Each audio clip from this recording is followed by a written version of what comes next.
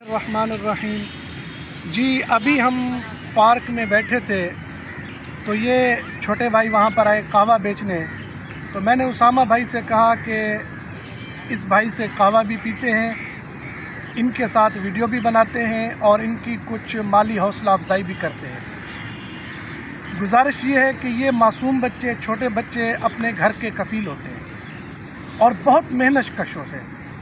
آپ نے بہت دیکھا ہوگا اس عمر کے بچے بھیک مانگتے ہیں، منشیات فروشی کہہ لیں یا منشیات کے عادی کہہ لیں یا اور بہت ساری بری مجالس کا شکار ہوتے ہیں۔ خوشی ہوئی دیکھ کر کہ یہ بچہ بہت محنت کر رہا ہے، قہوہ بیچ رہا ہے، تو دل کیا اس کو ساتھ بٹھایا۔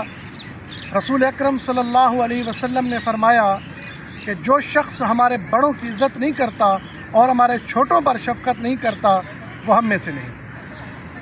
میری اس ویڈیو دیکھنے والوں سے، سننے والوں سے خصوصی گزارش ہے کہ آپ پارک میں جائیں، شہر میں جائیں، کہیں بھی جائیں، اس طرح کے جو محنت کش قہوہ بیچ رہے ہیں، چائے بیچ رہے ہیں، بھٹے بیچ رہے ہیں، چنے بیچ رہے ہیں، آپ لوگ ان کی حوصلہ افزائی کریں، ان سے چیزیں خریدیں، ضرورت نہیں پھر بھی خرید لیں۔ معمولی چیزیں بیچتے ہیں، 20 روپے کی، 30 روپے کی، 50 روپے کی، ہر آدمی خرید سکتا ہے۔ آپ اگر ان سے 20 روپے کا قہوہ پیتے ہیں یا 20 روپے کے چنے خریدتے ہیں، وہ آپ کے لیے 20 روپے ہوں گے، لیکن ان کے گھر کا رزق ہے۔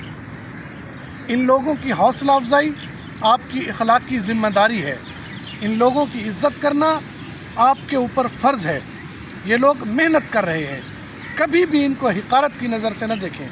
حضرت علی رضی اللہ عنہ کا فرمان ہے کہ جو شخص کسی مسلمان کو اس کے پیشے کی وجہ سے یا فقر و فاقہ کی وجہ سے، غربت کی وجہ سے ذلیل و رسوا کرتا ہے، اللہ پاک قیامت والے دن اسے اولین و آخرین میں رسوا کریں گے۔